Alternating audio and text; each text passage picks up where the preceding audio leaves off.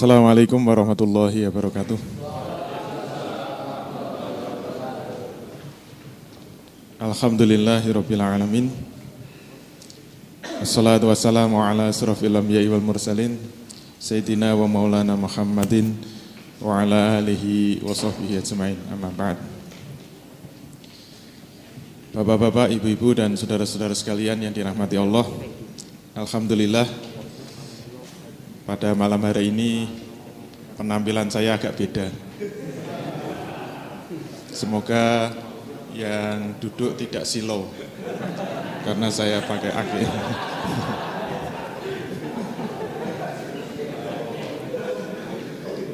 Tapi ini cuma saya pakai 2 jam saja. Setelah ini dikembalikan. Katanya yang punya biar disorting. Nanti kalau dijual kan lebih mahal. Namanya Islamic Business Coaching. Baik Bapak Ibu sekalian, kita masuk ke materi yang ke-15. Tapi sebenarnya ini pertemuan yang ke-16. Karena minggu kemarin tuh 14,5. Kita masih membahas bagaimana membangun bisnis untuk yang ke-10.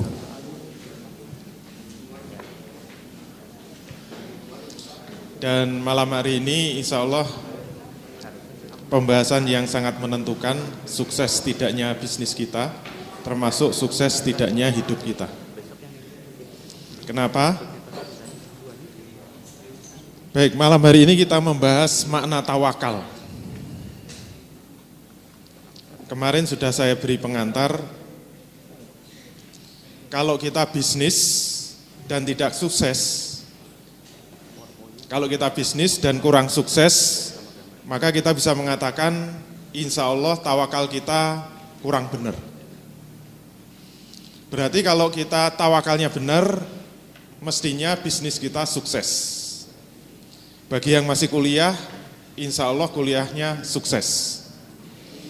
Kalau kuliahnya tidak sukses berarti kurang bertawakal.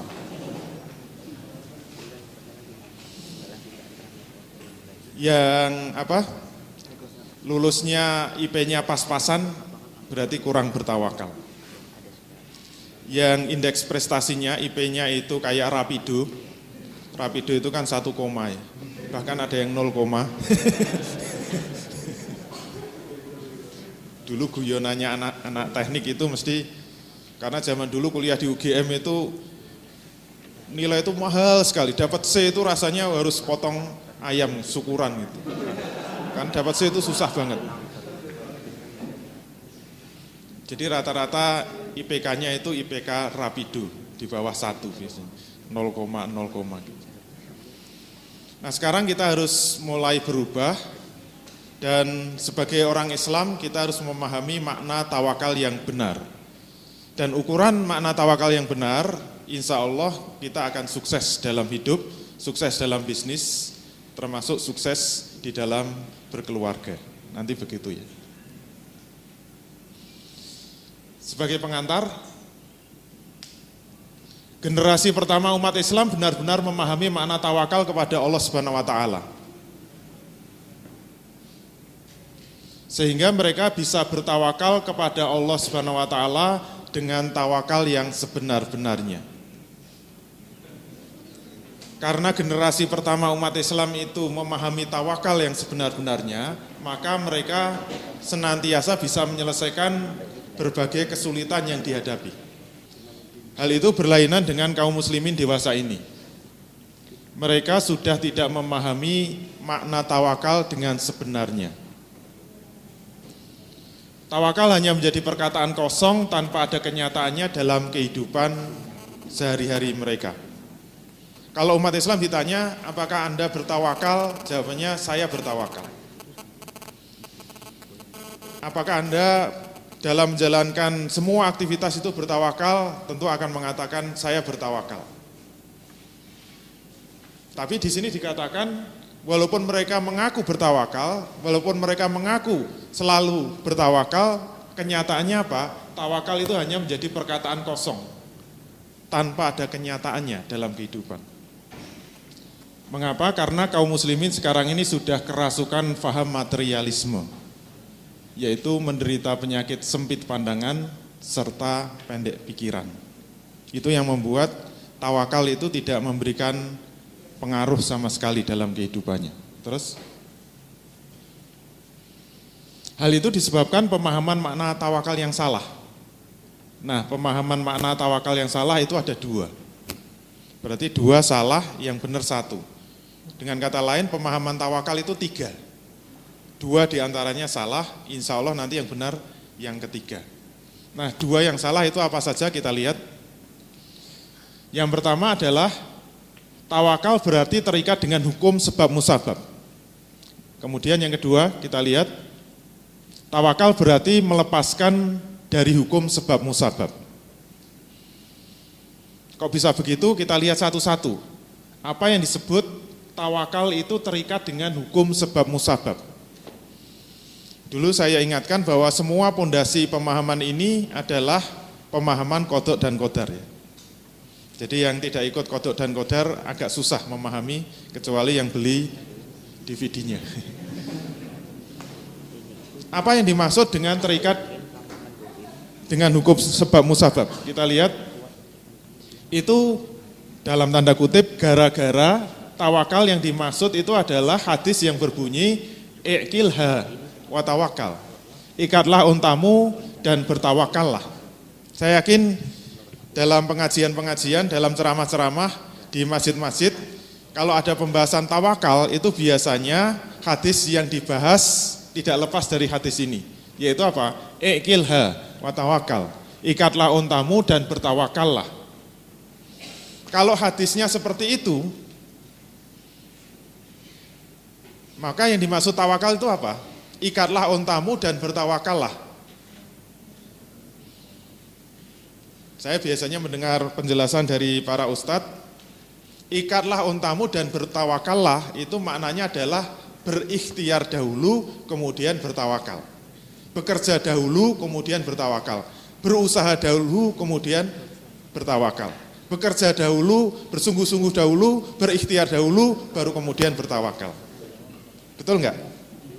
Itu pemahaman tawakal secara umum seperti itu.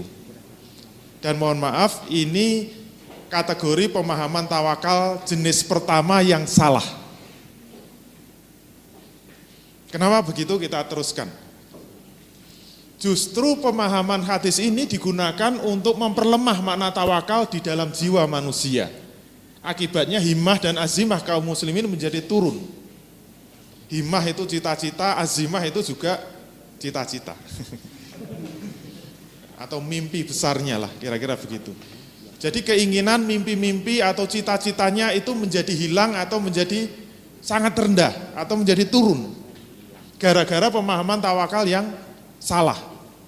Umat Islam sekarang tidak ada yang memiliki mimpi besar, tidak ada yang memiliki cita-cita yang besar, tidak ada yang memiliki keinginan yang besar. Kalau ditantang dengan bisnis, ya yang penting bisa untuk ngisi perut aja udah cukup lah. Gak usah mimpi-mimpi terlalu besar. Kenapa? Karena mereka memahami dengan tawakal yang salah. Terus, pandangan kehidupannya menjadi sangat sempit. Dia merasa lemah, kemampuannya terbatas, dan tidak mampu melakukan apapun di luar apa-apa yang dia miliki. Jadi kalau dia punya cita-cita ya sebatas apa yang dia miliki.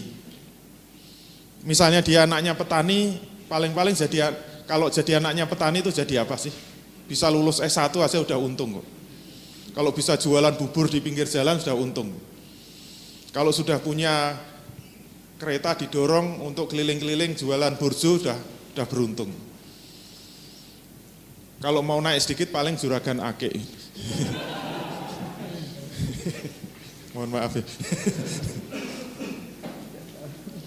Itu akibat pemahaman tawakal yang salah. Jadi pandangan kehidupannya menjadi sempit, dia senantiasa merasa lemah. Dia senantiasa merasa kemampuannya terbatas. Dan dia tidak mampu melakukan apapun di luar apa yang dimiliki. Terus, Sekarang yang kedua, yaitu melepaskan hukum sebab musabab. Saya belum menjelaskan. Kalau yang kedua, yaitu melepaskan hukum sebab musabab itu seperti apa? Kita lihat, tawakal difahami adalah identik dengan pasrah secara total kepada kehendak Allah Subhanahu wa taala. Tawakal itu apa? Pasrah.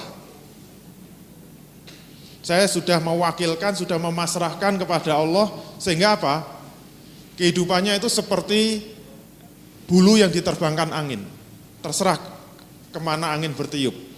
Kalau saya masuk JBN ya itu sudah kehendak Allah Subhanahu wa taala. Sekarang bisnis apa? Jualan ake. Kenapa? Sudah kehendak Allah Subhanahu wa taala. Dijual berapa? Terserah Allah Subhanahu wa taala. Terus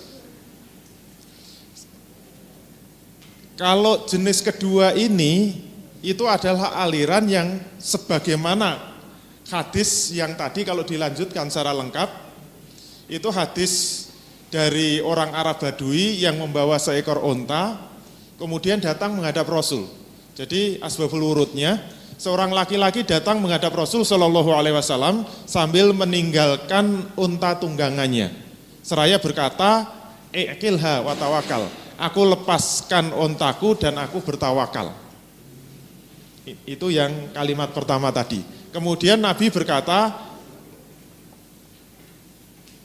ikatlah ontamu dan bertawakallah. Saya salah tadi. Ini perkataan bukan perkataan Rasul.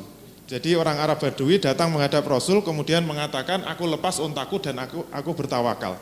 Kemudian ditegur oleh Rasul, ikilha wa tawakal. Ikatlah ontamu dan bertawakallah.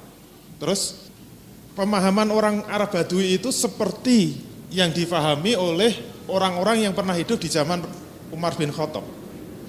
Jadi dulu di zaman Umar bin Khattab ada pemuda-pemuda yang kerjanya setiap hari itu datang ke masjid.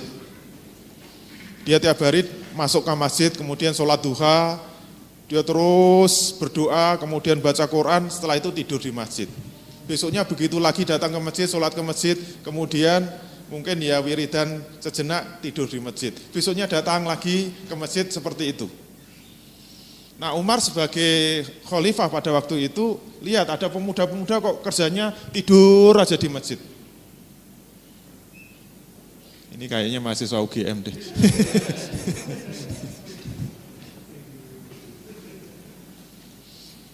Terus kemudian Umar bertanya kepada mereka, kamu ini siapa? Kira-kira begitu. Mereka menjawab, kami ini adalah orang-orang yang bertawakal. Pakai tasjid ya. Kalau dalam bahasa Arab disebut mutawakkilun. Jadi ketika ditanya oleh Umar bin Khattab, kamu ini siapa? Saya ini mutawakkilun. Saya ini adalah orang-orang yang bertawakal.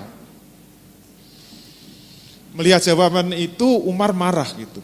Bukan, kamu itu bukan orang yang mutawakilun, tapi mutawakilun.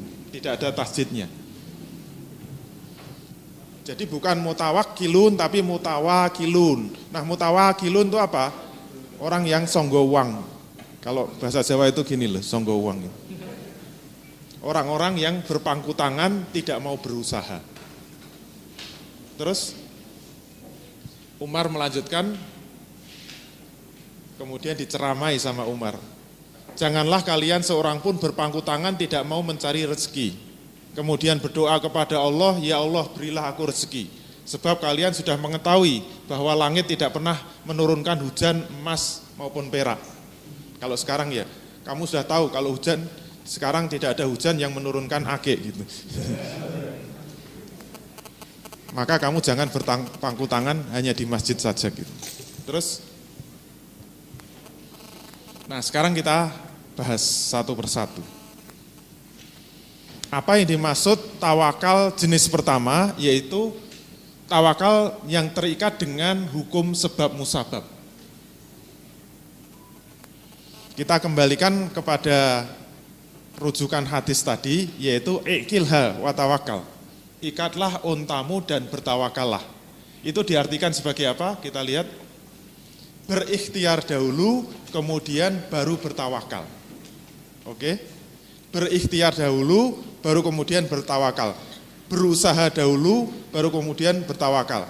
Bekerja dahulu, kemudian baru bertawakal. Kalau mahasiswa ya belajar sungguh-sungguh dulu, pokoknya kalau mau ujian itu kalau perlu begadang semalam untuk belajar mati-matian, besok itu ujian dikerjakan sebaik-baiknya, setelah itu bertawakal. Oke, pemahaman seperti itu. Dan kalau pemahamannya seperti itu sebenarnya tidak ada manfaatnya apa-apa. Itu sebenarnya sama saja orang itu tidak bertawakal. Kenapa? Kita lihat dua lingkaran lagi. Yang satu, ya. Jadi ada dua lingkaran dalam materi Qodok Qodar kemarin. Lingkaran pertama, walaupun lonjong ya. Lingkaran pertama adalah lingkaran yang menguasai manusia. Lingkaran yang kedua adalah lingkaran yang dikuasai manusia. Ingat, yang menguasai manusia itu semua kejadian yang menimpa manusia. Oke, masih ingat ya? Terus kita buka. Nah, dalam lingkaran yang menguasai manusia itu isinya apa? Isinya adalah keyakinan kepada kekuatan Allah Subhanahu wa taala. Jadi kalau manusia dibuat dua lingkaran itu seperti lingkaran pertama itu di dalam dada manusia. Itu lingkaran yang menguasai manusia. Kemudian lingkaran kedua itu di dalam pikiran manusia atau di dalam otak manusia, di dalam akal manusia. Itulah lingkaran yang dikuasai manusia. Yang manusia tahu persis logika-logikanya, sebab akibatnya, sebab musababnya itu adalah dalam lingkaran yang dikuasai manusia. Sedangkan, ini masih bermanfaat. Dalam lingkaran yang menguasai manusia, yang dulu dalam materi Qodok Qodar, semua kejadian-kejadian yang menimpa manusia, dan itu semua adalah qodok dari Allah Subhanahu wa taala atau ketetapan dari Allah Subhanahu wa taala. Maka kita lihat, kita buka. Sedangkan lingkaran yang dikuasai manusia itu adalah lingkaran yang di bawah pengetahuan akal manusia. Manusia tahu persis. Jadi kenapa kita itu bisa mengangkat sebuah batu yang kecil? Kenapa kita tidak bisa mengangkat batu yang besar? Itu di bawah pengetahuan akal manusia. Terus, nah, sekarang kita lihat. Kalau kita memahami tawakal itu dengan berikhtiar dahulu baru bertawakal, berarti sebenarnya ada satu lingkaran yang kita silang. Lingkaran apa? Lingkaran yang ada di dalam dada manusia. Lingkaran yang ada di dalam keyakinan manusia. Itu sebenarnya kita silang. Konsekuensinya apa? Berarti manusia itu bekerja di dalam lingkaran yang dikuasai saja. Terus, nah, akibatnya apa?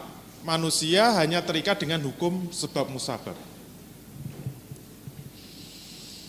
Jadi, kalau pemahaman tawakal itu berikhtiar dahulu, kemudian baru bertawakal, sekarang pertanyaan besarnya adalah, ketika manusia berikhtiar, ketika manusia berusaha, ketika manusia bekerja, itu ada tawakal apa enggak? Tidak ada kan? Kenapa? Tawakalnya muncul setelah bekerja. Dan ini sangat fatal. Kenapa? Justru ketika ikhtiar, justru ketika dia bekerja, justru dia ketika berusaha, itu malah tidak ada tawakal. Kalau ketika dia bekerja itu tidak ada tawakal, berarti lingkaran keyakinannya disilang. Padahal itu lingkaran keyakinan kepada Allah Subhanahu wa taala. Kalau lingkaran keyakinan kepada Allah itu disilang, maka ketika dia bekerja, otomatis hanya menggunakan lingkaran yang dikuasai saja. Padahal lingkaran yang dikuasai manusia, itu letaknya pada akal manusia, pada pikiran manusia, dan pikiran manusia itu hanya bisa bekerja mengikuti hukum sebab musabab. Kenapa? Karena tidak ada tawakal, karena tidak ada keyakinan, karena tidak ada kepasrahan, ketundukan kepada kebesaran Allah Subhanahu wa taala. Berarti dia ketika bekerja kan hanya mengandalkan otaknya saja. Dan otak itu mengikuti hukum sebab musabab. Anda punya duit berapa? Punya modal berapa? 100.000. Gitu mau jadi konglomerat ya iya gitu. Paling beli akeh itu hanya dapat secuil saja gitu. Mau bisnis pakai 100.000, sudahlah pulang saja. Yang lain punya modal berapa? 1 juta, wah nggak ngefek. 2 juta nggak ngefek, udah pulang saja gitu. Kenapa? Mengikuti hukum sebab musabab. Ya kalau cuma modal 2 juta paling dapatnya berapa? Katanya tadi ini harganya 2 juta. Paling mentok nanti dilelang 2 juta 100.000. Sudah ngomong sampai ngalor ngidul dapat 100.000. Kenapa? Modalnya cuma 2 juta. Coba kalau 2 miliar, kan beda gitu. 2 miliar dapat berapa akik kayak gini berapa gitu. Kalau digelar gitu kan rebutan kan. Itu berarti bekerja dengan hukum sebab musabab. Padahal saya tadi lewat sudah ada yang naksir, Pak itu akiknya berapa? 40 juta mau enggak gitu. Kok ya yakin? Kenapa? Ada tawakal kepada Allah Subhanahu wa taala. Beda kan?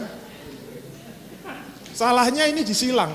Kalau disilang hanya bekerja mengikuti lingkaran yang dikuasai manusia saja.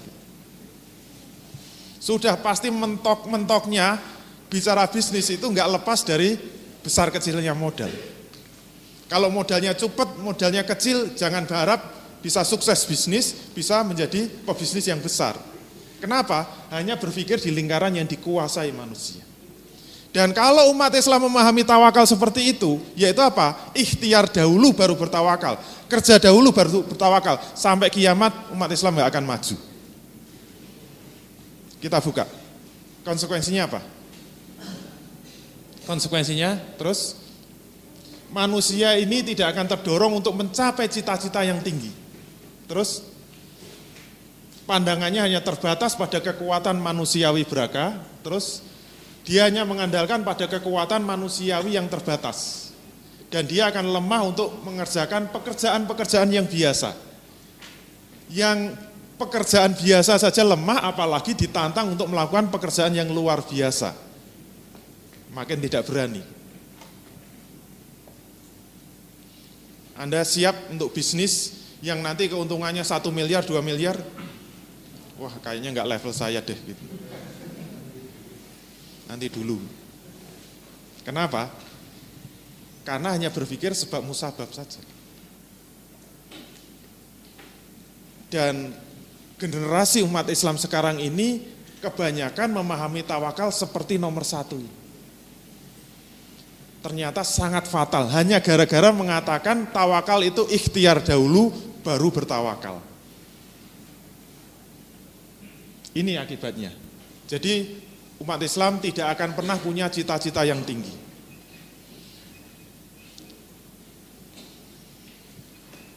Saya pernah nantang mahasiswa saya, anaknya orang miskin. Saya tanya, kamu senangnya jadi apa? Kan kalau di Hamfara itu pilihannya ada 4. Jadi akademisi, atau jadi bisnismen, entrepreneur, atau jadi birokrat, atau jadi ulama. Dia bilang saya senangnya jadi akademisi. Berarti kamu harus lanjut sekolah. Jangan cukup S1, kamu harus S2. Jangan cuma S2, kamu harus S3. Jangan cuma S3, S4. Kalau ada gitu. Apa jawabannya? Saya cuma anaknya petani. Untuk lulus S1 ini sudah jungkir balik orang tua saya. Gitu. Sudahlah, nggak usah mimpi tinggi-tinggi. Gitu. Kenapa? Karena dia berpikir dalam lingkaran yang dikuasai saja. Kalau mikirnya seperti itu, dia tidak akan pernah punya cita-cita yang tinggi. Tidak akan pernah punya himmah yang tinggi, azimah yang tinggi. Kalau dia ditantang dikasih pekerjaan-pekerjaan yang biasa, dia sudah ngelokro. Apalagi ditantang untuk melakukan pekerjaan yang luar biasa. Sudah tidak ada semangat lagi. Terus, sekarang yang kedua. Dan ini adalah kebalikannya. Yaitu apa? Melepaskan hukum sebab musabab. Dibuka. ini yang memahami seperti orang Arab Badui atau pemuda-pemuda di zaman Umar bin Khattab tadi, yaitu saya lepas untaku dan saya bertawakal. Berarti apa? Dia bertawakal tetapi tidak mau berikhtiar.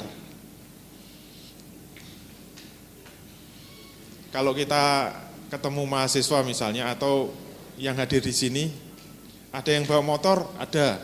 Dikunci enggak? Enggak. Kenapa? Saya bertawakal. Kalau hilang gimana? Bukan rezeki saya. Hilang tenan kapok.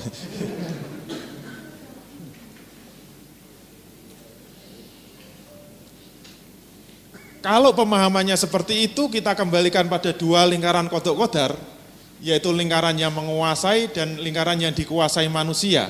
Seperti tadi, yang menguasai manusia itu apa? Kita buka. Lingkaran yang berisi keyakinan-keyakinan pada kekuatan Allah Subhanahu wa taala. Kalau lingkaran yang dikuasai manusia, itu lingkaran yang di bawah pengetahuan akal. Nah, yang disilang yang mana? Yang disilang adalah yang dikuasai manusia. Sehingga dia bekerja, dia berikhtiar, dia melakukan usaha sepenuhnya mengandalkan pada lingkaran yang menguasai manusia, yaitu apa? Bukan hanya sikap pasrah saja kepada Allah Subhanahu wa taala. Jadi dia memahami tawakal itu pasrah total kepada Allah. Kenapa? Karena ininya dicoret. Sama sekali tidak mau terikat dengan hukum sebab musabab. Kamu mau kemana? Saya mau bisnis di Jakarta. Terus bawa uang berapa? Saya nggak bawa uang, hanya modal akik saja gitu. Bisa sampai Jakarta? Insya Allah bisa. Wah, yakin betul gitu. Ternyata betul gitu. Begitu berangkat, naik bis, bayarnya pakai akik gitu. Akik diterima langsung ditendang. Gelundung, tangkap ambulans, ternyata ambulans jurusan Jakarta. Ya sampai juga. Itu namanya apa? Enggak mikir belas. Terlalu bertawakal. Tapi tidak mau terikat dengan hukum sebab musabab. Dan itu benar-benar terjadi di zaman Rasul, juga terjadi zaman Umar bin Khattab tadi. Makanya ketika ada orang Arab Badui yang pemahamannya seperti itu langsung dimarahi. Ikat ontamu dan bertawakal. Orang Arab Badui tadi tidak mau seperti itu. Oleh karena itu, ternyata kalau kita melihat umat Islam sekarang ini, yang masuk kategori nomor 2 ini juga banyak. Saya pernah punya teman yang dulu itu sama-sama di pesantren di Kerapia, di pondok pesantren Al-Musin yang Kerapia Wetan. Seingat saya dulu dia kuliahnya diisi, bukan di volume ya, diisi. Dan orangnya itu dulunya sangat rasional, karena senangnya itu diskusi, senangnya debat. Setiap ketemu saya ngajak debat terus gitu. 20 tahun yang lalu pisah, nggak ketemu. Tahu-tahu ketemu di Jogja. Saya udah pangling, ini siapa gitu. Dia nyebut namanya. Oh, yang dulu di pesantren, iya. Yang kuliah diisi, iya. Yang bukan volume, iya. Gitu. Saya peluk. Kenapa saya pangling? Karena dia sudah pakai udeng-udeng gitu ya, sudah pakai sorban, jenggotnya panjang, pakai jubah, dan semua rambutnya diwarnai oranye. Ngertilah jamaahnya apa. Kemudian saya tanya, sekarang tinggal di mana? Di Batam. Terus ke Jogja mau apa? Mau silaturahim. Mau ketemu kiainya lagi, terus saya tanya, mau sampai berapa hari di Jogja gitu? Jawabnya apa? Ya terserah Allah Subhanahu wa taala. Saya sudah mulai gelisah dari sana. Saya kasihan. Terus nanti malam nginepnya di mana? Sama jawabnya, ya terserah Allah membawa saya kemana gitu. Padahal saya sudah niat mau saya tawari nginep di rumah saya gitu. Tapi jawabannya tidak membuat saya berselera. Karena jawabnya apa? Terserah Allah akan membawa saya kemana. Kalau saya nanti malam tidur di musola, saya tidur di musola. Tapi kalau di emperan toko, ya saya tidur di emperan toko. Jawabnya begitu. Wah kok gawat gini jawabannya gitu. Terus kamu sebenarnya kerja di mana sekarang? Kerja saya itu di buminya Allah Subhanahu wa taala.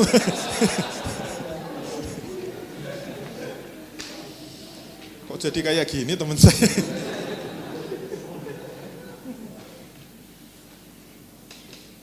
Dan dia juga naik motor nggak pakai helm, tapi pakai sorban. Kok nggak pakai helm? Kenapa? Ya saya pasrah sama Allah Subhanahu. Kalau tangkap polisi ya terserah Allah Subhanahu wa taala. Jawabnya gitu terus. Cekal polisi tenan. Berarti memang ada di kalangan umat Islam yang benar-benar tidak mau terikat dengan hukum sebab musabab. Yang lebih parah lagi itu yang, mohon maaf ya, yang suka keluar sampai berapa bulan itu.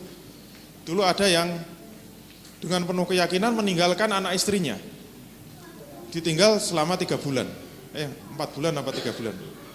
Ke IPB itu loh. India, Pakistan, dan Bangladesh. Singkatannya IPB. Terus ketika mau pergi selama 4 bulan itu ditanya, loh anak istrinya sudah dikasih nafkah belum untuk 4 bulan? Dia menjawab, belum. Loh nanti makan apa? Saya serahkan kepada Allah dan Rasulnya. Jawabnya begitu. Gawat.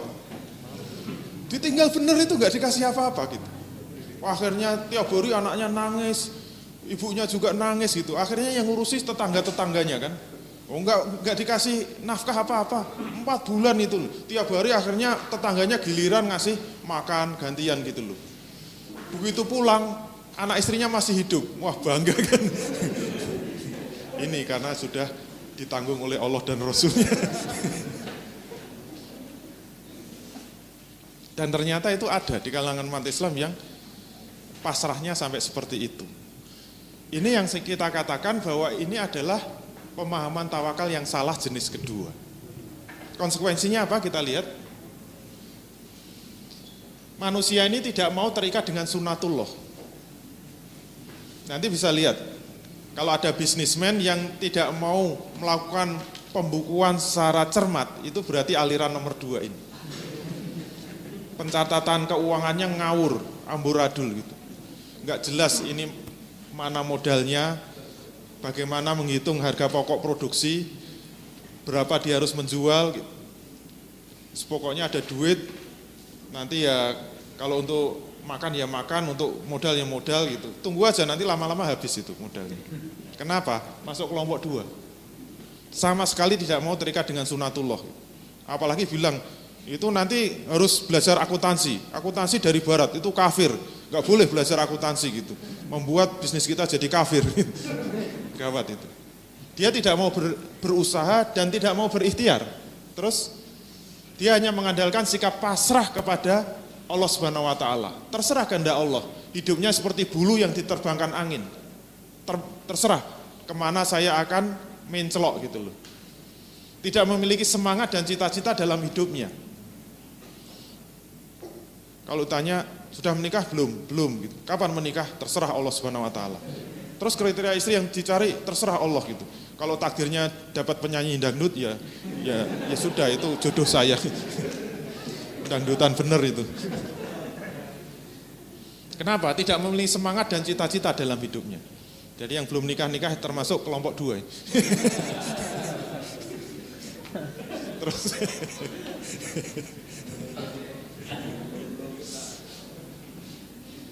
tapi nggak punya modal langsung ngelamar anaknya orang, kelompok 1.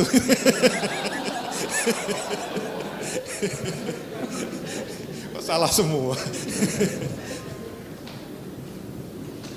Nah sekarang kita lihat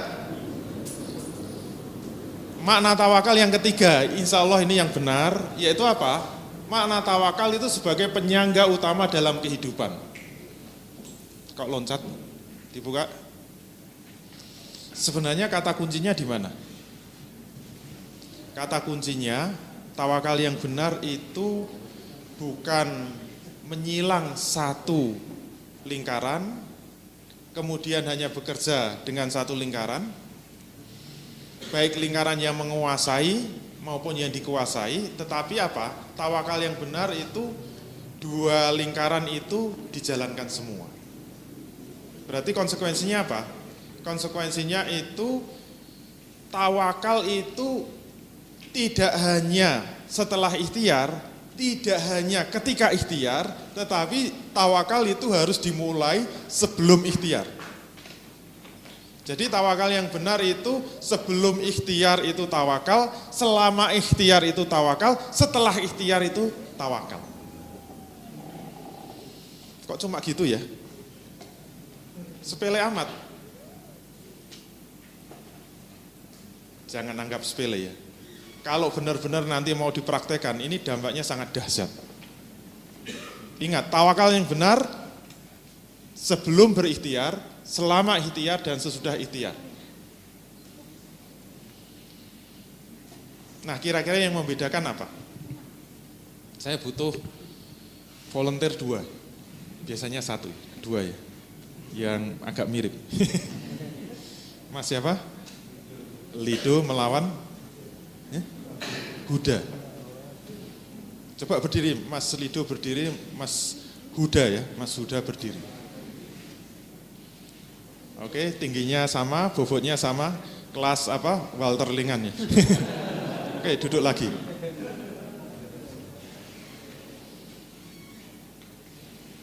Ini sebagai contoh ya, nggak apa-apa ya. Sudah tahu Mas Lido yang sebelah sini, Mas Huda yang sebelah sana. Gedenya sama, bobotnya sama, kemampuan berkelahinya sama. Oke, sekarang kita adakan pertandingan tinju antara Mas Lido melawan Mas Huda. Pertanyaannya, kira-kira menang siapa? Padahal sabuknya sama ya, sabuk putih. Jadi umurnya sama, gedenya sama, tingginya sama, bobotnya sama, kemampuan berkelahinya sama, wajahnya juga masih saudara. Jangan berantem ya. Kecuali kita adu. Pertanyaannya menang mana? Antara Mas Lido dengan Mas Huda. Ketika dua-duanya sudah siap tempur, siap berantem, sudah sama-sama berdiri, sudah ancang-ancang, pertanyaannya menang mana? Mas Lido sama Mas Huda.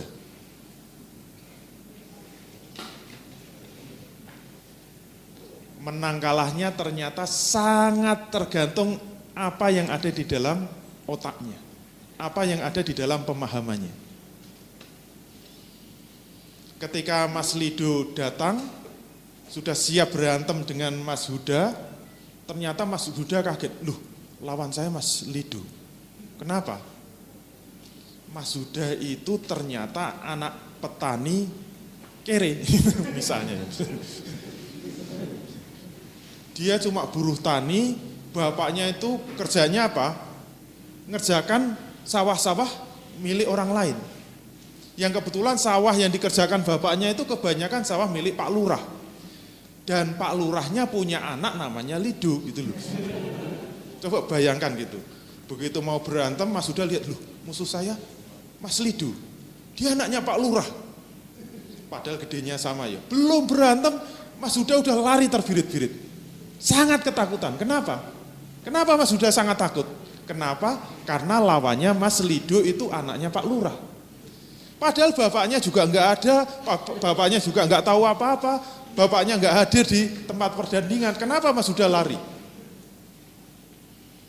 Dan Mas Lido makin gagah perkasa. Musuh saya cuma anaknya orang kiri itu. Saya lirik aja udah pingsan paling.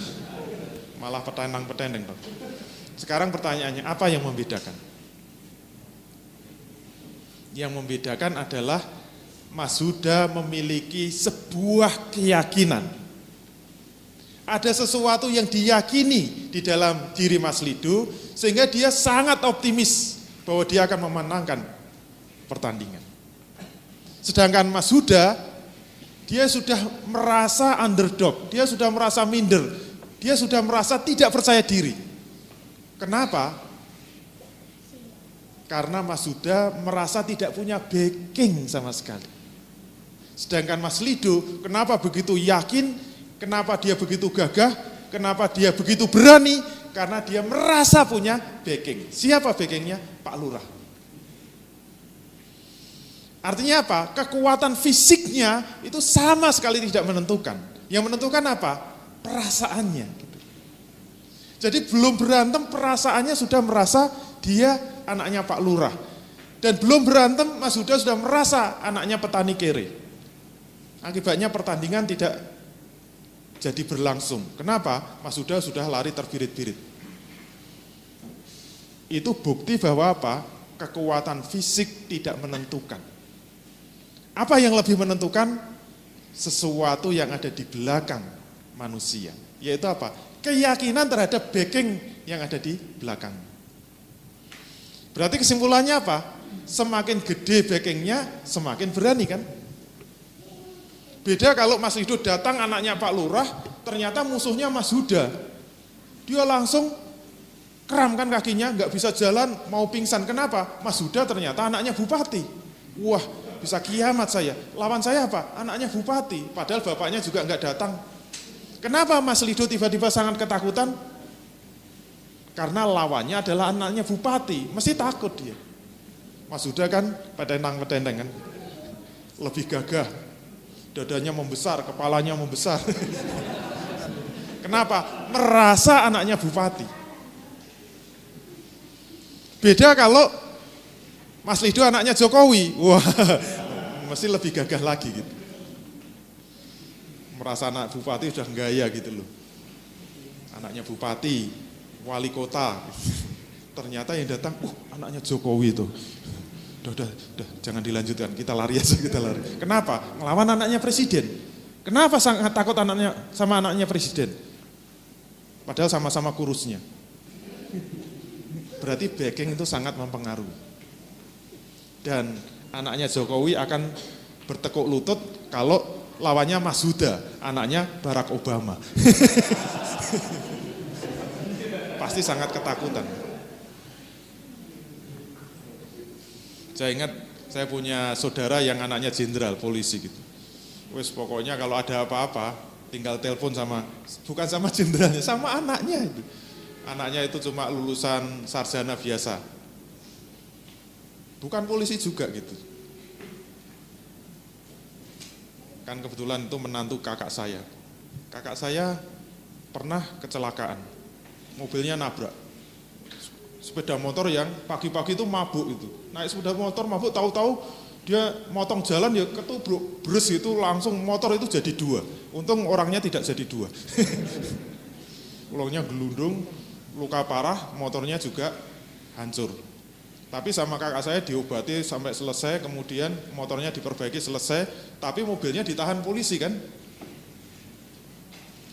Biasalah. Tinggal ngambil kan, sudah damai tinggal ngambil, ternyata cuma ngambil saja nggak bisa. Kenapa? Harus ya 5 juta lah gitu kalau mau mengeluarkan. Lu saya sudah selesai semua urusan, ya mau ngambil 5 juta, kalau enggak ya nggak bisa gitu. Akhirnya apa? Cukup nelpon menantunya. Begitu menantunya datang, wah itu seluruh kantor polisi hormat semua. Aduh apa, aduh, ribut semua. Saya cuma mau ngambil mobil yang mana? Yang itu loh.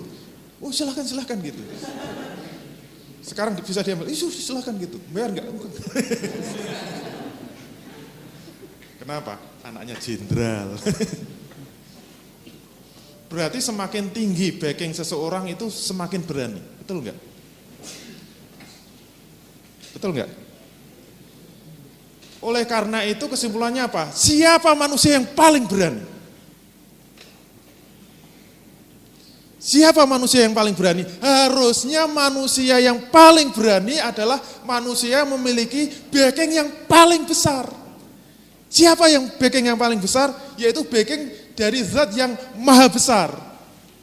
Kalau backingnya jenderal aja sudah berani, backingnya presiden aja berani, backingnya presiden Amerika lebih berani lagi. Ada yang lebih hebat? Siapa yang jauh lebih hebat dari presiden Amerika? Yaitu zat yang maha mencipta seluruh manusia bahkan alam semesta. Siapa? Allah SWT. Sekarang pertanyaannya, merasa punya backing Allah enggak? Kalau merasa backingnya itu adalah Allah Subhanahu wa taala, keberaniannya lawan anaknya jenderal menang mana? Ternyata paling penakut, paling pengecut justru umat Islam. Pertanyaannya tawakalnya di mana? Itulah yang dimaksud tawakal yang sebenarnya itu jangan melangkah apapun juga. Jangan melakukan pekerjaan apapun juga. Jangan melakukan bisnis apapun juga sebelum bertawakal. Sebelum bertawakal itu artinya apa? Anda harus meletakkan Allah Subhanahu wa taala sebagai backing Anda. Silakan dibuka. Berarti lingkaran yang menguasai manusia itu diletakkan dulu. Apa? Keyakinan. Kita buka. Keyakinan pada kekuatan Allah Subhanahu wa taala. Tantangan besarnya apa? Yakin enggak sama Allah Subhanahu wa taala? Jadi sebelum melakukan apa-apa yang disebut orang yang bertawakal itu sudah merasa. Ingat, merasa berarti apa? Ada di dalam lingkaran yang menguasai manusia. Merasa itu keyakinan yang ada di dalam dada manusia. Yaitu apa? Backingnya adalah Allah Subhanahu wa taala. Dibuka. Yakin bahwa Allah sebagai backingnya. Maka konsekuensinya apa? Dibuka lagi. Inilah yang seharusnya memunculkan energi yang sangat besar, inilah yang seharusnya memunculkan energi yang sangat dahsyat bagi manusia. Berarti kalau orang itu penakut, orang itu pengecut, orang itu ciut nyalinya, jujur saja, sebenarnya dia tidak bertawakal kepada Allah Subhanahu wa taala, tidak yakin kepada Allah Subhanahu wa taala. Teorinya begitu ya, walaupun prakteknya susah. Yang jadi masalah apa? Kenapa kita tidak bisa menjadikan Allah sebagai backing kita? Padahal kita percaya Allah ada enggak? Ada kan? Allah sudah ridho kepada Islam, kepada umat Islam, iya enggak? Inna dina indallahil Islam. Sesungguhnya agama yang diridhoi Allah itu hanya Islam. Anda orang Islam kan? Kita orang Islam, betul enggak? Berarti yang diridhoi Allah itu siapa? Orang Islam kan? Berarti yang layak dapat backing dari Allah Subhanahu wa taala siapa? Orang Islam kan? Tapi kenapa orang Islam itu tidak yakin kepada Allah? Kira tahu enggak penyebabnya?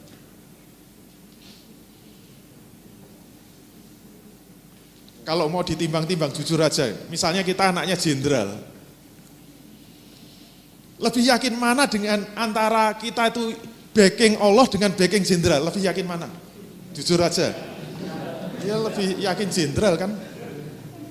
Sekarang pertanyaannya kenapa seperti itu? Kenapa? Jawabnya apa?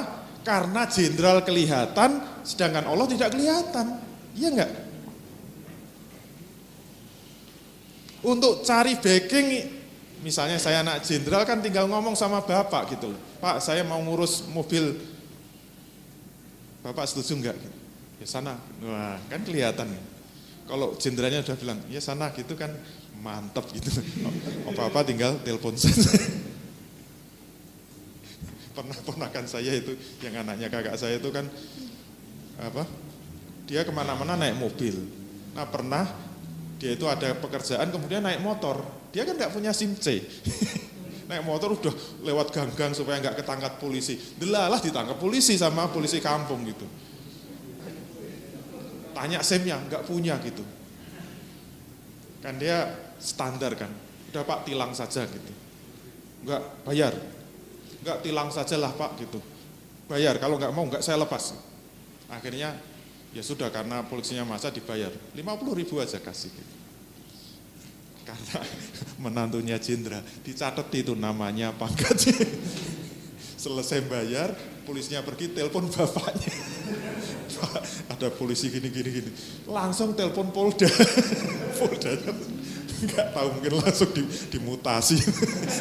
Taruh mimpi apa itu. Kenapa ponakan saya berani lawan polisi? Karena bapaknya kelihatan bisa ditelepon. Coba kalau backingnya Allah Subhanahu wa Ta'ala, tangkap polisi, nomornya Allah berapa?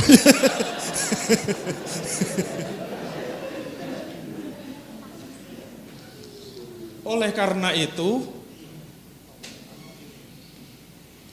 sekarang yang jadi masalah bagaimana kita bisa yakin seyakin-yakinnya bahwa Allah itu mau jadi backing kita. Walaupun Allah tidak bisa kita lihat. Kalau bapak mertua masih bisa kita lihat, masih senyum apa enggak, masih bisa ngelinting kumisnya apa enggak gitu. Kalau ngelamar mertua juga begitu kan, bisa dilihat wajahnya, senyum-senyum apa sudah mulai mengkeret itu. Kalau wajahnya sudah mulai suram, enggak perlu dilanjutkan itu proses lamarannya, langsung pamit saja. Kenapa? Wajahnya langsung kelihatan. Sekarang yang jadi masalah bagaimana kita bisa memastikan bahwa Allah siap menjadi backing kita. Bahwa Allah siap mendukung kita. Bahwa Allah siap membantu semua pekerjaan kita. Termasuk bisnis kita, termasuk usaha kita, termasuk perjuangan kita. Inilah tugas apa? Kita buka. Jadi kalau kita itu benar-benar lingkaran yang menguasai manusia itu dipenuhi dengan keyakinan-keyakinan, seharusnya keyakinan ini nanti menjadi penyangga bagi lingkaran yang dikuasai manusia, yaitu ada di dalam akal manusia. Begitu keyakinan besar karena merasa backingnya besar, maka disinilah akal itu harus mulai berani bergerak menembus lingkaran-lingkaran yang mungkin di luar batas-batas hukum sebab musabab. Sudah berani mimpi besar, sudah berani punya cita-cita yang besar. Kenapa? Dibuka lagi. Karena akalnya sudah dikunci dengan penyangganya. Yaitu apa? Akalnya sudah bisa memastikan. Jadi yang bisa memastikan itu hanya akal. Kalau perasaan itu tetap nggak bisa. Ini sudah kita bahas ya pada pertemuan-pertemuan sebelumnya. Kalau kita ingin memastikan bahwa Allah pasti menjadi backing kita, caranya gimana? Ini yang harus kita ketahui. Kalau kita melangkah, Allah ridho apa enggak? Allah murka atau ridho dengan langkah-langkah kita? Kita kan nggak bisa melihat, kita nggak tahu, kita nggak bisa melihat wajah Allah. Allah tersenyum apa marah? Allah ridho atau murka? Nah, kalau pemahaman tawakal kita benar, maka pemahaman tawakal itu akan memaksa pada akal kita untuk memastikan bahwa Allah itu siap menjadi backing kita. Caranya bagaimana? Ternyata syaratnya 3. Kalau menginginkan Allah menjadi backing kita, syaratnya 3. Kalau 3 ini tidak terpenuhi, kalau kurang mantap, kalau 3 ini tidak terpenuhi,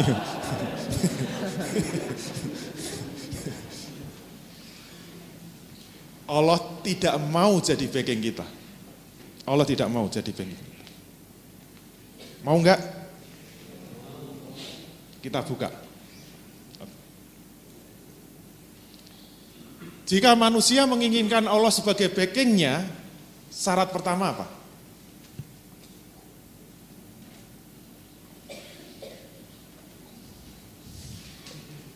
Ternyata syarat pertama agak berat juga.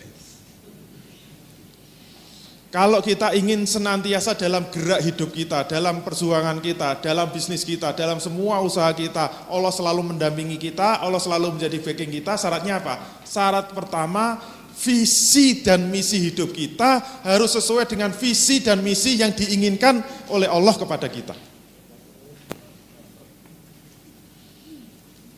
Kalau visi hidup kita, kalau misi hidup kita enggak sesuai dengan yang diinginkan oleh Allah, jangan harap Allah mau bantu kita.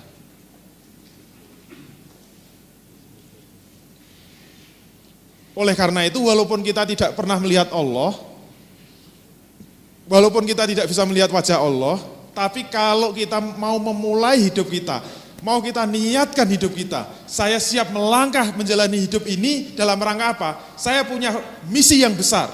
Saya punya visi yang besar, yaitu apa? Visi yang dan misi sesuai dengan kehendak Allah menciptakan manusia. Kalau kita mau menyelaraskan visi dan misi hidup kita sesuai keinginan Allah, maka akal kita akan bisa mengatakan pasti Allah akan ridho kepada kita. Menurut ukuran akal manusia. Dalam bahasa akidah ya insya Allah, Allah akan ridho kepada kita. Yang bisa mengunci ini siapa? Akal manusia. Maka kita tidak perlu ragu-ragu lagi. Kita hanya ragu-ragu kalau di dalam menjalani hidup ini kita masih belum selaras dengan visi dan misi yang diinginkan oleh Allah. Berarti kembali kepada materi sebelumnya, yaitu materi akidah. Menjawab 3 pertanyaan besar. Sebenarnya hidup kita tujuannya untuk apa? Kita berasal dari mana dan setelah mati akan kemana? Oleh karena itu yang harus kita jawab nantinya adalah sebenarnya tujuan utama Allah menciptakan kita itu untuk apa sih?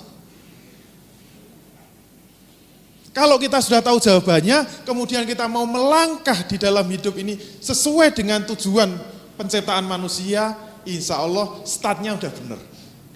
Yakinlah bahwa Allah itu akan menolong kita, melindungi kita, siap menjadi backing kita. Itu baru syarat pertama. Niat hidupnya harus benar dulu. Jangan sampai salah. Oke, nomor 1 sudah siap. Kalau oke, lanjut nomor 2. Kita buka. Ternyata nomor 2 adalah kalau visi dan misi kita sudah benar, ketika kita menjalani misi hidup ini, setiap langkah kita itu harus sesuai dengan syariat Allah Subhanahu wa taala. Apa yang kita jalani itu harus sesuai dengan syariat Allah Subhanahu wa taala.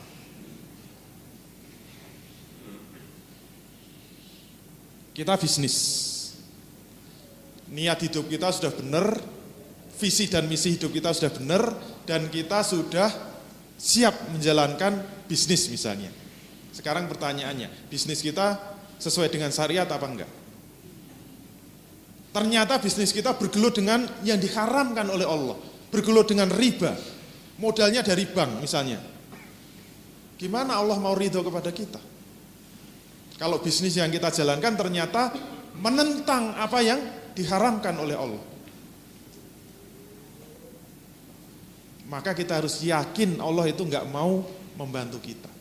Kalau tetap sukses, namanya apa? Istidraj. Yang sampai sekarang saya belum ketemu bahasa Indonesianya. Istidraj itu apa? Dilulu. Di apa? Diujo. Ini bahasa Jawa kabeh. Bahasa Indonesia apa? Dibiarkan. Cocok apa? Istidraj itu ada unsur dilulu.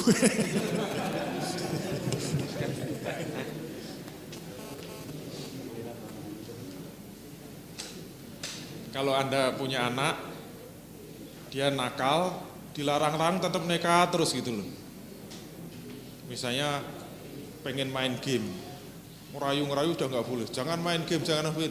Tapi tetap nekat, akhirnya apa bapaknya? Udahlah, silakan main game sak capekmu. Nek perlu tak fasilitasi, belikan apa? Mungkin komputer yang hebat, mungkin prosesor yang paling hebat, udah itu namanya istidraj itu. Sekalian dijelomprong gitu. Itu istidraj. Hati-hati. Jadi kita harus yakin, kalau langkah kita itu sesuai dengan syariat Allah, maka kita harus yakin bahwa Allah ridho kepada kita. Insya Allah Allah akan membantu kita.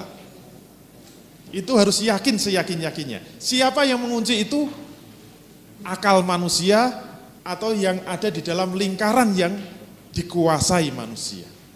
Harus yakin itu. Dan kalau kita melanggar, bisnis kita tidak sesuai dengan syariat Allah, kita yakin bahwa Allah tidak ridho kepada kita. Jangan harap Allah akan membantu kita. Allah sudah enggak suka. Apa yang diharamkan Allah itu adalah Allah tidak suka, Allah tidak ridho. Dan apa yang dibolehkan, dihalalkan, apalagi diwajibkan, Allah pasti ridho. Kita harus yakin. Siapa yang mengunci? Akal kita. Itu syarat 2. Dan itu ternyata belum cukup. Ternyata harus ditambah dengan yang ketiga, yaitu apa? Dalam melangkahkan kakinya, ternyata manusia harus senantiasa memperhitungkan sunatullah. Kalau tidak mau terikat sunatullah, berarti aliran yang kedua tadi. Aliran Arab Badui. Jadi walaupun kita itu sudah semangat dalam hidup kita itu sesuai dengan misi hidup yang dikehendaki oleh Allah, kemudian kita bisnis sesuai dengan syariat Allah Subhanahu wa taala, misalnya dagang, jualan akik, dibuka di rumah, rumahnya ada di pojok, di gang, nyelempit, pintunya ditutup, gelap sekali gitu. Kemudian berdoa kepada Allah, ya Allah semoga laris, yang tuku sopo gitu. Kenapa? Enggak mau terikat dengan sunatullah. Sunatullah itu diketahui dari mana? Mesti dari penginderaan manusia, dari kemampuan akal manusia, dari hukum sebab musabab. Biasanya kalau dagang laris itu di tempat yang ramai, upayakan agar menjual dagangan di tempat yang ramai. Itu namanya mengikatkan diri pada sunatullah. Biasanya kalau motor nggak dikunci itu dicolong maling, ya ikatkan pada sunatullah. Kalau cuma kunci 1 masih bisa, ya kalau bisa 12 itu rantainya. Saya kemarin dikirimi WhatsApp itu sepeda ontel aja dirantai dihitung sampai 12. Yang mau nyuri ya siapa? Inilah yang disebut tawakal yang benar. Jangan ngaku-ngaku tawakal kalau 3 syarat ini tidak terpenuhi. Misi hidupnya harus sesuai dengan misinya Allah Subhanahu wa taala. Yang kedua, langkahnya harus sesuai dengan syariat Allah. Yang ketiga, harus sesuai dengan sunatullah. Itu baru disebut tawakal yang sebenarnya. Oke? Kita lihat dalil-dalilnya. Konsekuensinya dulu. Kalau tawakalnya benar, manusia ini akan senantiasa memiliki himmah dan azimah yang tinggi dan mulia. Terus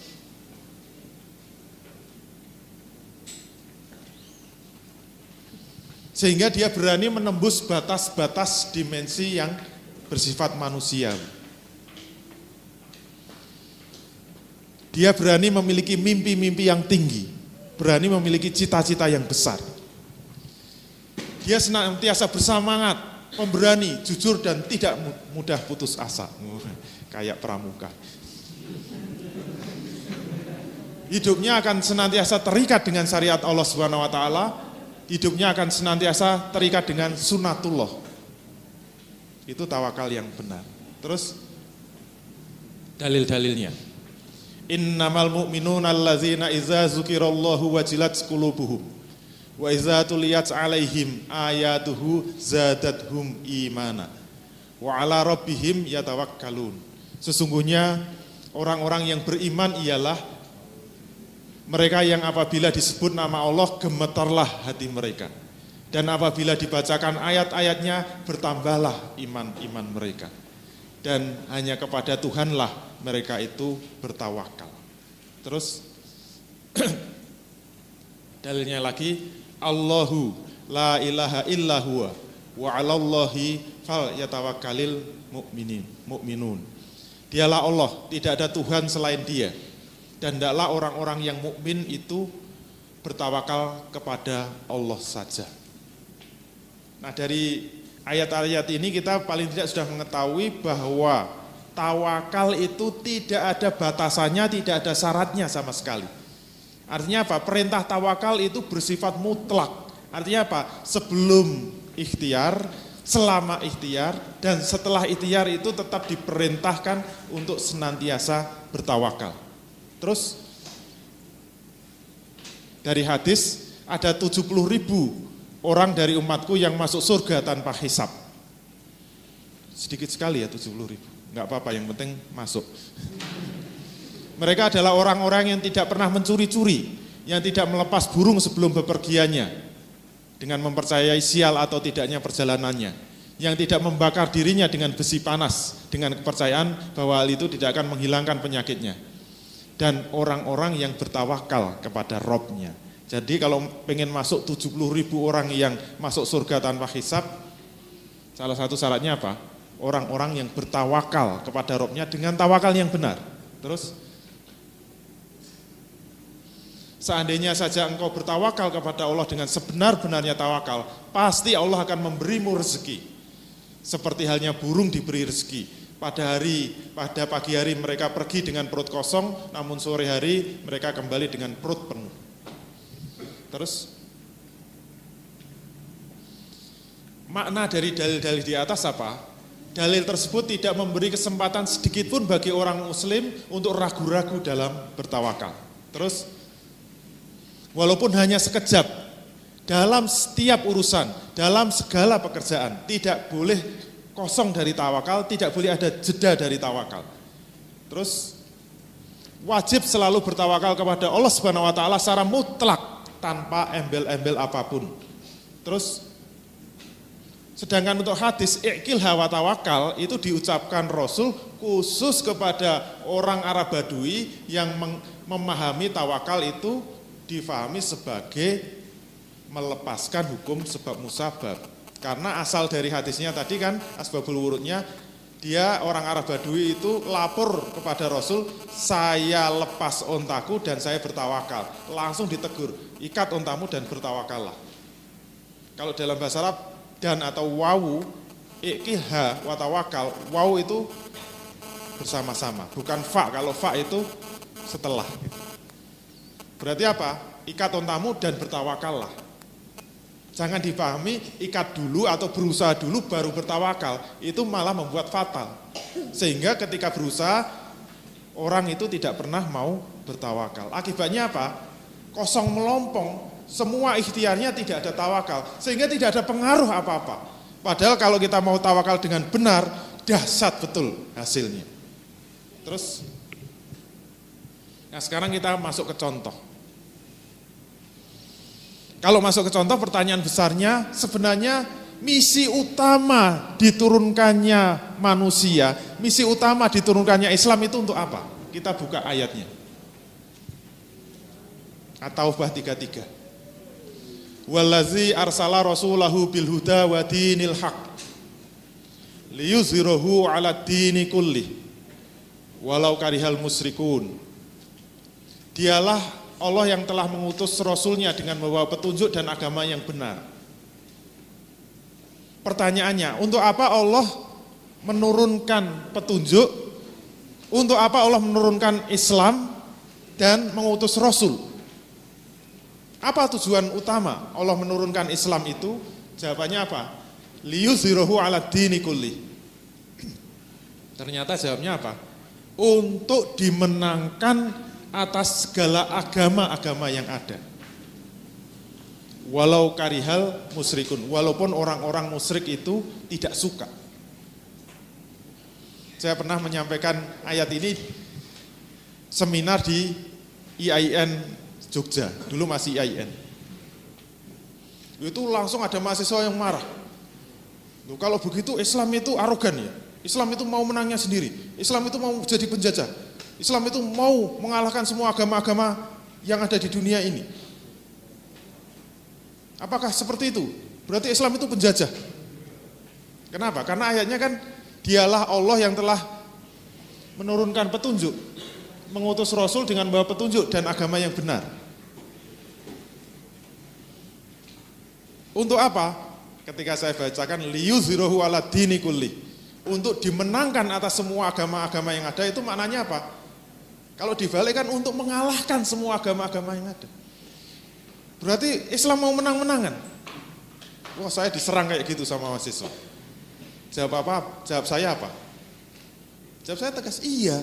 Memangnya kenapa? Enggak suka? Walau karihal musyrikun. Kalau kamu enggak suka, walaupun orang-orang musyrik itu enggak suka. Wassalam. Loh itu yang bilang Allah kok. Kalau nggak suka ya sudah. Berarti misi utama diturunkannya Islam itu untuk apa? Agar Islam itu menang atas semua agama yang ada. Kalau Islam sekarang kalah, Islam tidak bisa menguasai dunia, Islam tidak bisa mengatur dunia, sebenarnya misi Islam gagal total. Gatot kaca. Gagal total kakean sangkem. Keluar lagi. Tapi masih ketawa. Gagal total itu. Itu misi utama diturunkannya Islam ke atas muka bumi ini. Kenapa sekarang kok kalah? Ini yang tanggung jawab siapa? Orang Islamnya kan. Kalau kurang neges lagi kita buka ayat kedua. Ini bikin pingsan. Bagi orang kafir kan. Perintah Allah apa? Wa qatiluhum hatta la takuna fitnatun wa yakuna dinu lillah. Enggak main-main ya perintahnya. Perangilah mereka semua sehingga sudah tidak ada lagi fitnah. Fitnah maknanya apa? Kekufuran. Sehingga agama itu hanya menjadi milik Allah semata. Berarti misi utama diturunkannya Islam itu apa? Memang untuk menguasai dunia. Pengennya Allah itu supaya jangan sampai ada orang yang mati di dunia ini dalam keadaan kafir. Allah nggak suka, Allah nggak ridho. Allah itu pengennya semua manusia masuk surga. Siapa yang bisa menyelamatkan mereka dari neraka selama-lamanya? Kalau nggak umat Islam siapa? Kalau umat Islam itu diam, umat Islam itu hanya ngurusi dirinya, hanya mikirkan urusan dirinya sendiri, misi utama diturunkannya Islam gagal total itu. Dan kita menjadi orang yang egois, orang yang tidak punya pri kemanusiaan dan pri keadilan. Kenapa? Nggak mau menyelamatkan orang kafir. Sehingga banyak orang yang harus mati dalam keadaan kafir. Nggak main-main, mereka terancam masuk neraka selama-lamanya. Siapa yang menyelamatkan mereka? Kalau tidak umat Islam.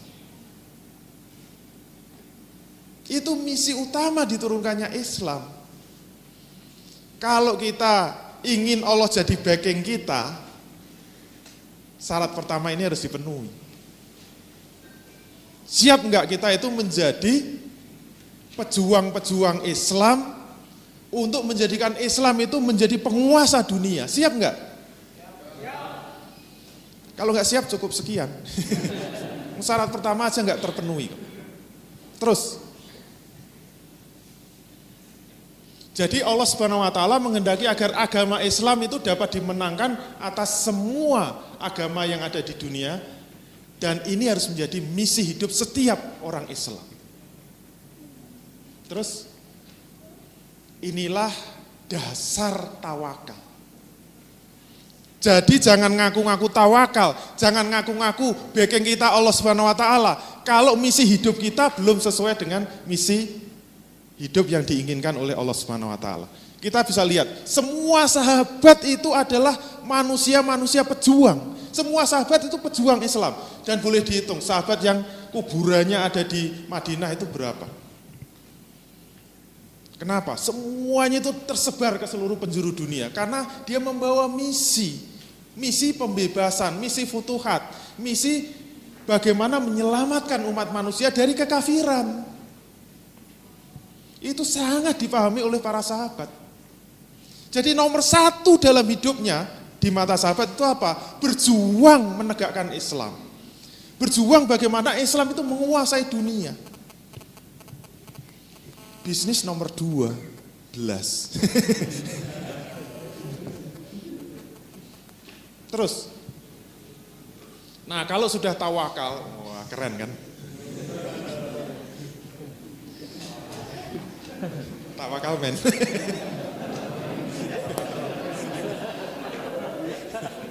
Ini yang pintar yang desain. Nah kalau syarat pertama sudah terpenuhi, berarti kita sudah siap tawakal. Artinya apa? Kita yakin sepenuhnya bahwa Allah akan menjadi backing kita. Syaratnya apa? Niatkan saja. Ya Allah, saya siap menginfakkan seluruh hidup saya untuk kepentingan perjuangan Islam. Lillahi ta'ala, tidak karena apa-apa, pokoknya karena Allah Subhanahu wa ta'ala. Itu sudah siap kita menempatkan Allah sebagai backing kita. Enggak percaya, buka dadanya. Ada tulisan tawakal di kaosnya. Terus, walaupun faktanya sangat berat, bahkan walaupun mungkin kayaknya tidak mungkin nih, boro-boro kita menguasai dunia, kayaknya Indonesia aja nggak beres-beres itu. Boro-boro Indonesia, apalagi Amerika gitu. Gimana menaklukkan Amerika?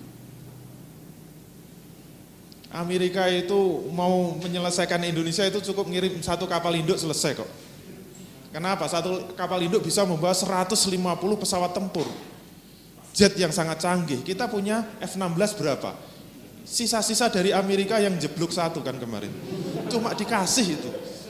Dikasih sisanya ya, rongsokannya itu. Masa pesawat rongsokan melawan pesawat yang canggih bisa menang gitu? Kalau tawakalnya salah. Kalau hitung-hitungan manusia kan tidak mungkin ngalahkan Amerika. Tapi kalau tawakalnya benar, jangankan Amerika, mau 1000 Amerika lawan satu malaikat sudah kalah. Ditiup aja udah tsunami itu. Oleh karena itu tawakal itu menjadi penting. Kenapa? Walaupun sangat berat, hampir tidak mungkin, manusia yang bertawakal tetap optimis, bersemangat, pantang menyerah. Kenapa? Backingnya adalah Allah Subhanahu wa ta'ala. Terus, nah kalau sudah ngaku-ngaku backing kita adalah Allah Subhanahu wa ta'ala, buahnya apa?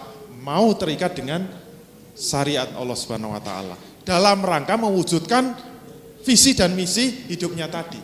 Terus, nah bagaimana caranya agar kita tetap senantiasa terikat dengan hukum syariat, enggak kepleset? Dalam melaksanakan perjuangan itu kita harus mengikuti tuntunan dari Rasulullah Shallallahu Alaihi Wasallam. Yaitu apa? Ternyata Rasul untuk mewujudkan cita-citanya menjadi penguasa dunia itu ada tahapan-tahapannya. Ingat, Islam dulu pernah menguasai 2/3 dunia. Dan itu dimulai dari langkah-langkah yang diletakkan oleh Rasul Shallallahu Alaihi Wasallam. Oleh karena itu kalau kita ngaku ingin menaklukkan dunia, kalau kita ngaku ingin menjadi penguasa dunia, caranya bagaimana? Mengikuti syariat Allah yang sudah dituntunkan oleh Rasulnya. Ketika beliau memberikan contoh tahapan-tahapan dakwah sampai menguasai dunia. Terus, nah ternyata tahapannya itu sebenarnya ada 3. Ada marhalah taskif wa takwin, marhalah pembinaan dan pengkaderan. Nanti ada marhalah kedua yaitu tafa'ul ma'al ummah, berinteraksi di tengah-tengah masyarakat, diterjunkan di tengah masyarakat. Nanti ada marhalah tatbik ahkamul Islam, penerapan hukum Islam ketika sudah memiliki kekuasaan. Tahap 3 termasuk mengemban dakwah ke seluruh dunia. Itu yang telah dicontohkan oleh Rasul. Kalau kita mau meniru itu, misalnya kita ambil bagaimana yang disebut kita memulai marhalah taskif wa takwin, pembinaan dan pengkaderan, maka yang menjadi pertanyaan, bagaimana menghasilkan kader yang benar-benar handal, bisa mengemban dakwah Islam secara benar, memiliki pemahaman Islam yang benar, memiliki sakofa Islam yang benar, maka kita harus terikat dengan sunatullah. Terus, bagaimana terikat dengan sunatullah? Maka kita harus bisa memiliki metode pembentukan seorang pengemban dakwah yang handal. Terus, kita juga harus memiliki metode pembangkitan, penyadaran, pembentukan pemahaman yang baik dan benar. Kalau memang harus dengan ruangan yang nyaman dan sejuk, kalau ini memang lebih memungkinkan untuk kita itu bisa paham dengan baik, ya kita penuhi, ini sunatullah. Daripada mengikuti kajian semua pegang kipas semua, sumuan gitu ya. Kalau gini-gini nggak mempan akhirnya gantian. Kalau memang harus pakai LCD ya pakai LCD. Kalau memang harus pakai remote ya remote yang bagus lah.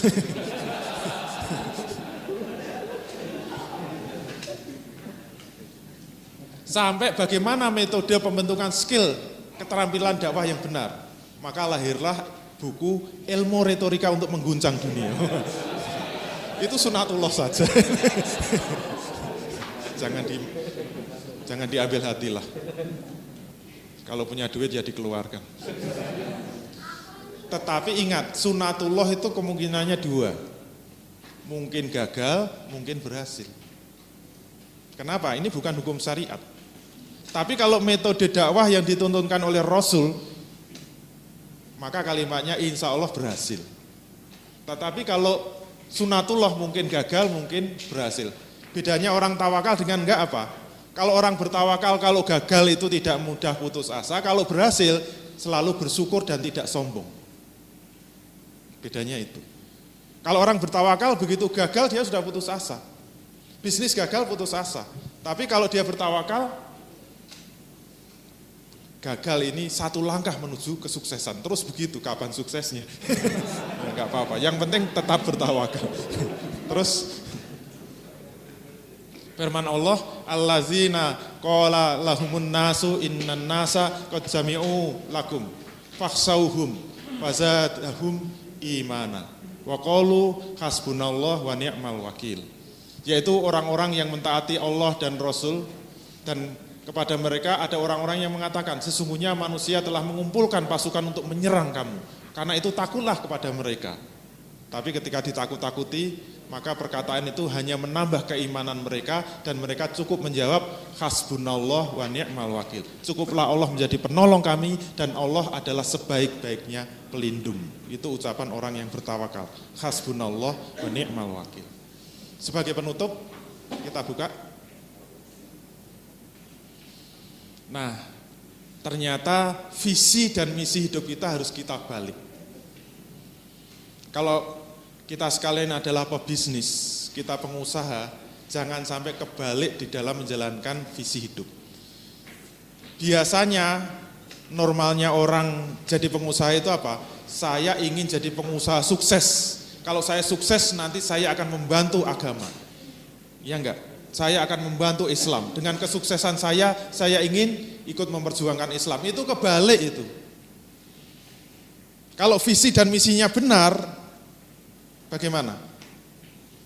Kalau pengen sukses, caranya gimana?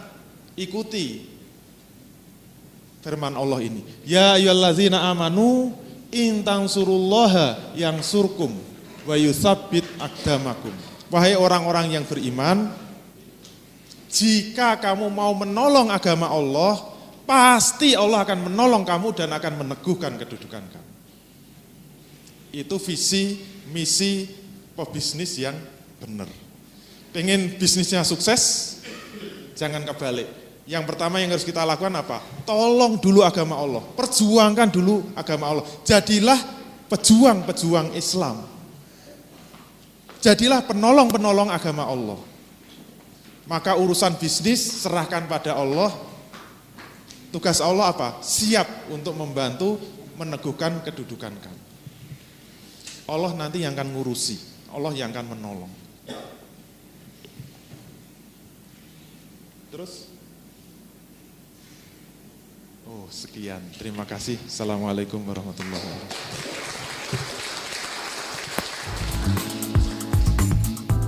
Terima kasih Anda telah menyaksikan tayangan persembahan Pengusaha Rindu Syariah.